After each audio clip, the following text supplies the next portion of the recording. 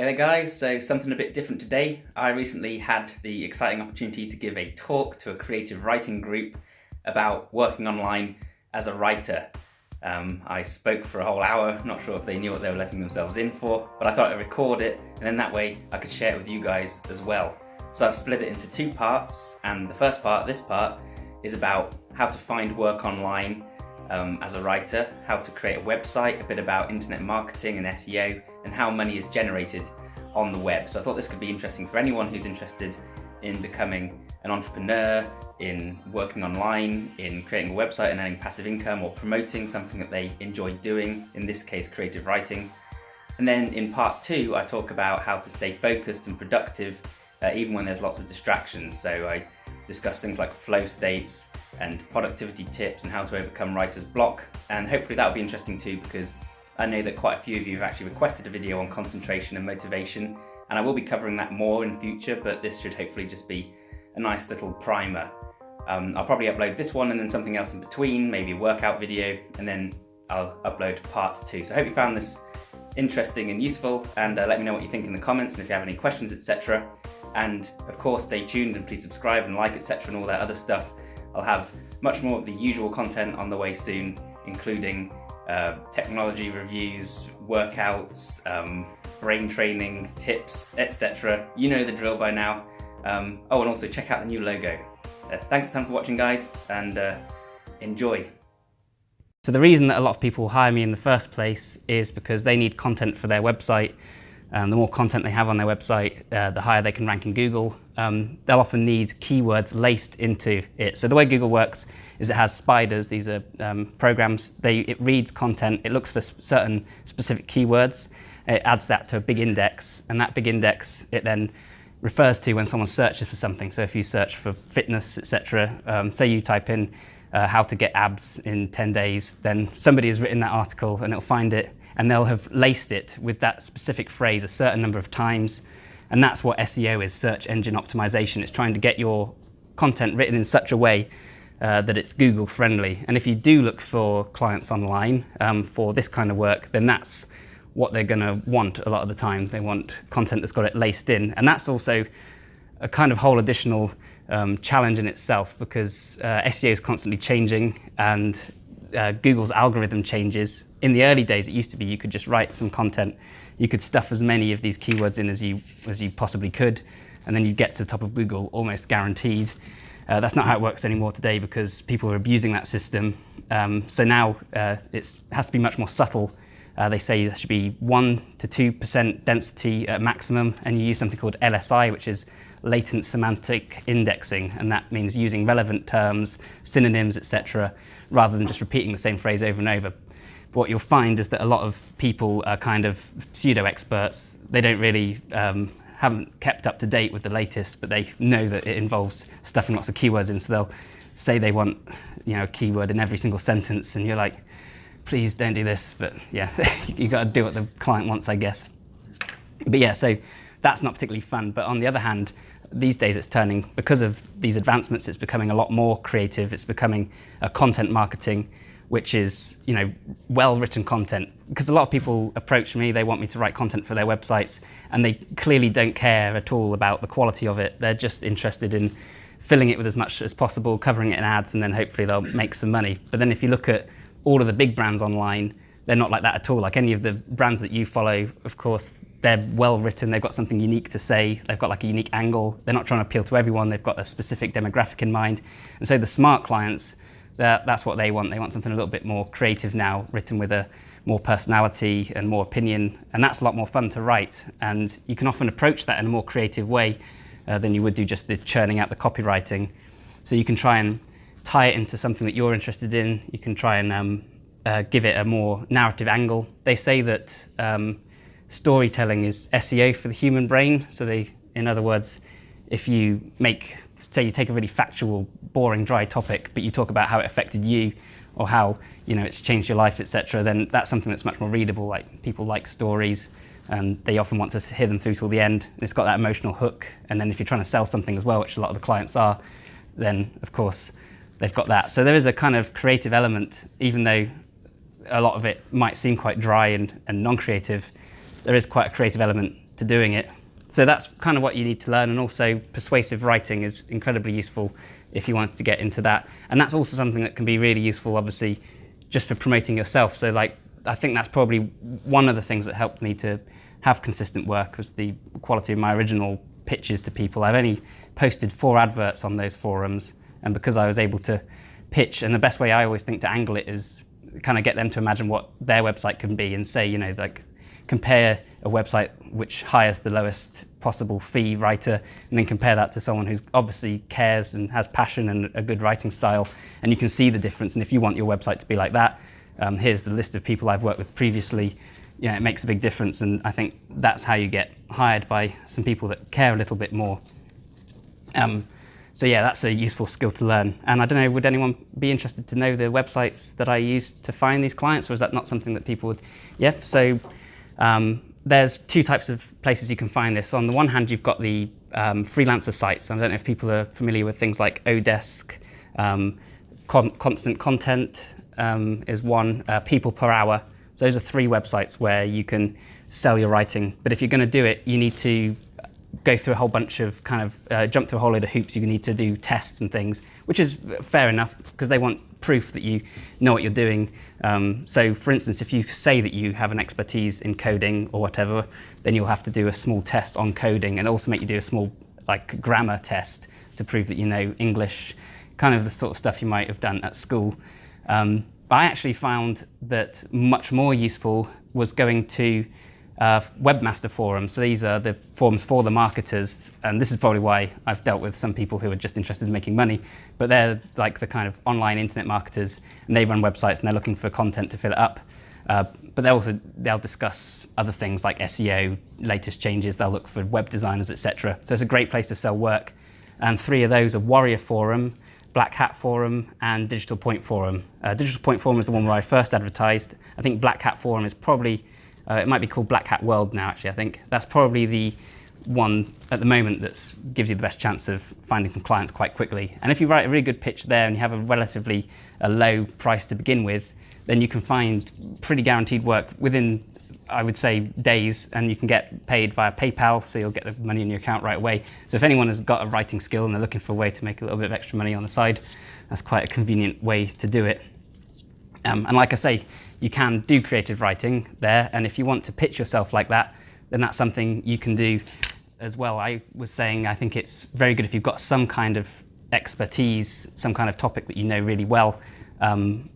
For me, obviously, programming was one, and also into fitness, and if you can show that you know that, and if you make that your niche and you market it yourself in that way, then hopefully you'll avoid some of the boring stuff I had to write. I've written about car windscreens, I've written about bricklaying, and like stuff I knew nothing about and had to research very quickly.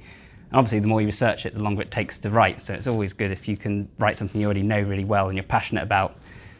So yeah, you could pitch yourself as a creative writer on somewhere like that, and that would be a good way to get started. And I also think that would be a good place for people interested to find potential contacts and to get more experience, because like I found that just putting yourself out there and doing lots of work is a good way to make contacts like on LinkedIn and to gain the experience, and then from there you can go on to get opportunities that you didn't expect to come from that kind of thing. And another thing that's obviously really useful for that is to have your own website or blog. And I think if anyone wants to promote themselves, particularly creative writing, then it would really pay to have some kind of outlet like that where people can follow you and where you can share your work.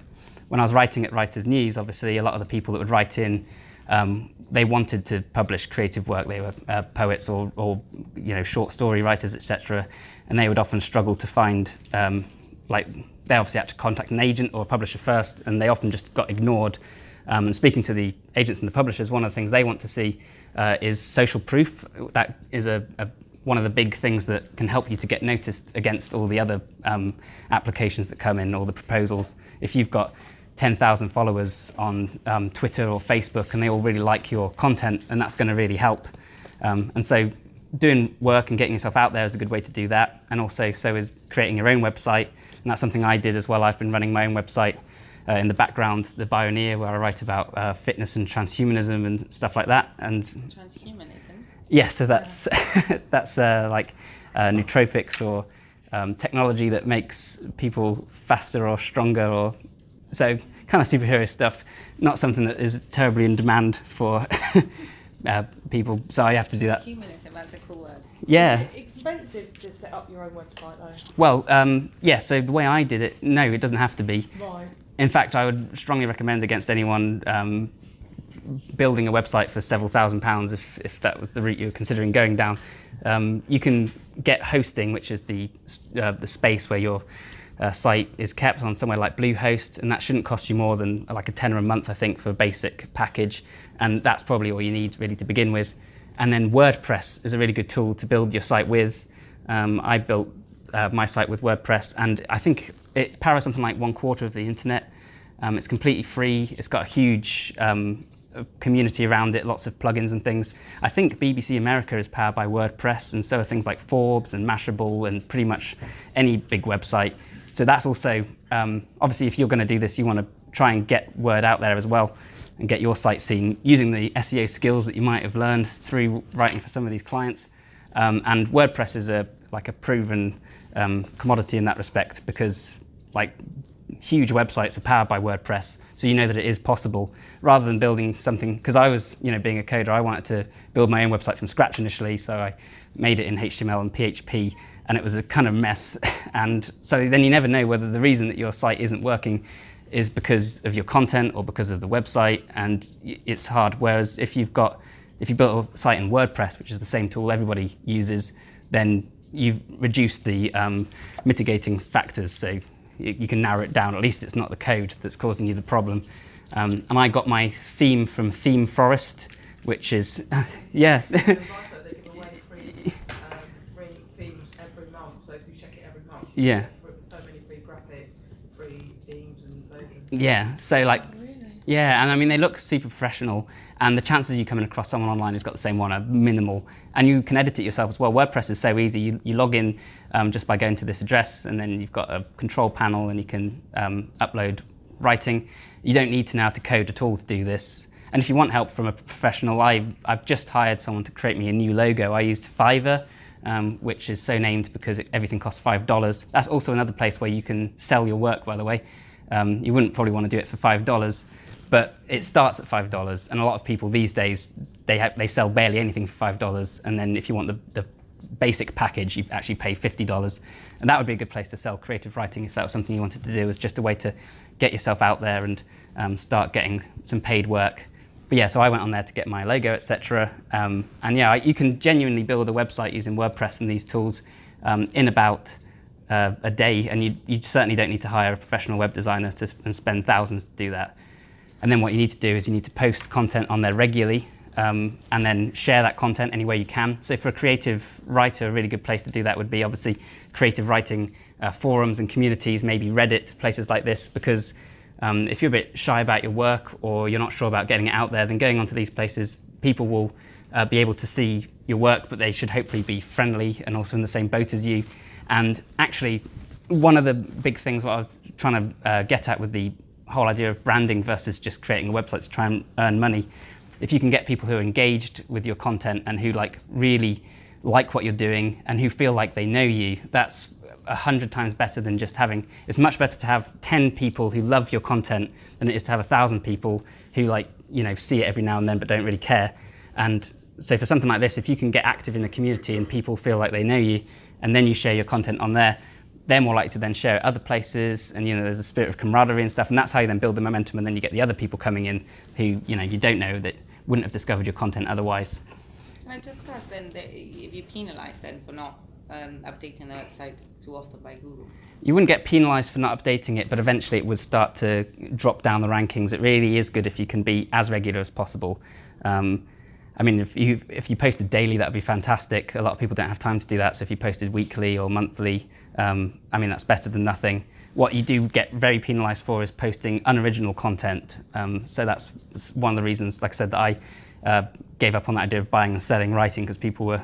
There's a website you can use to check if content is original in Google's eyes called Copyscape. And if you run it through there, it'll look for copies of that content elsewhere online, and if it's duplicate, then it'll flag it up. So if you sell anything like that, they will run it through there probably, and if it's duplicate, they'll tell you off and you probably won't get any business from them again. But yeah, Google will penalise you if you have any duplicate content. It will also penalise you if you do try and keyword stuff, But if you wanted to try and get your content out there as a creative writer and you wanted to get it seen, I mean, you could use aspects of SEO. I wouldn't recommend doing that to a large extent because you're going to compromise the quality of your work. However, if you choose a topic that's relatively topical, and if you use the keywords, say in the image titles and in the headers in particular, etc., then there's a higher chance of you turning up higher in searches, especially if you wanted to list yourself as a writer. For something like that, that's kind of more copywriting and there's nothing to hurt. Yes? So where would you put the keywords? You know, like if you put them into your own website or something, or where do you attach them? Yeah, so the keywords you use in your content, the idea is that you lace it in subtly, but like I say, that could obviously compromise. When they say 1 to 2% density, that means that for every obviously 100 words, you would have your keyword once or twice. If it's a 3-word key phrase, you'd have it once or twice for every 300 or 600 words. Obviously, that can compromise the quality of your work, so you need to be very careful about how you do that. But you can also put it in the file name of the website. So you can put it in the file names of the images. There's meta tags, which are the descriptions that show up in Google, the little snippets in the list. So places like that will help you to show up in searches if people are looking for you that way. Right, so how can Google not happy about it then if you put keywords in? They do like keywords, but they just don't want you to overdo it because, as I said, some people like cracked the system and then they just used so many keywords that it became unreadable. So it would be like, oh, welcome to this Buy Hats Online shop. We hope you like to buy hats online. Buy hats online here today. And you'd be like, wow. So now it has to be much more subtle. And you need to do it with some taste, which is obviously, if you have creative integrity, you don't want to be doing that anyways, because it really sucks when you write something and they want you to stuff keywords into it.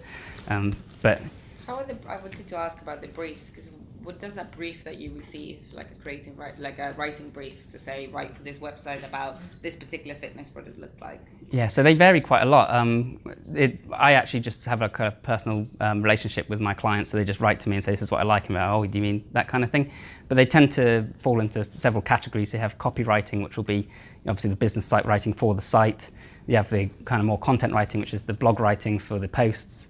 You might sometimes have scripts, so that's quite creative. I enjoy that for like YouTube, and I obviously do that for myself as well. You have to approach each of these things slightly differently, but I'm sure like most people would be able to figure that out. I didn't realise YouTube scripting was like a thing. Yeah, YouTube scripting is a thing, and also explainer videos. So if you go onto a website that sells a certain thing, like I did work for an EPOS company, electronic point of sale, which is the software on the till, which is pretty dull to the average person, and their website at the time kind of didn't explain what it was.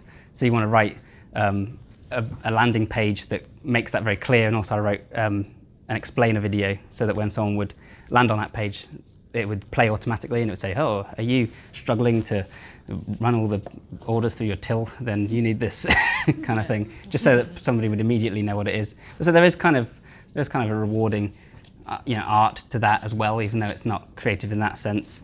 But yeah, so I was thinking now I'd go on and talk a little bit about how I maintain my high output, because I think that's something people are slightly interested in, because maybe some of you struggle to find the time to do the writing that you want to do.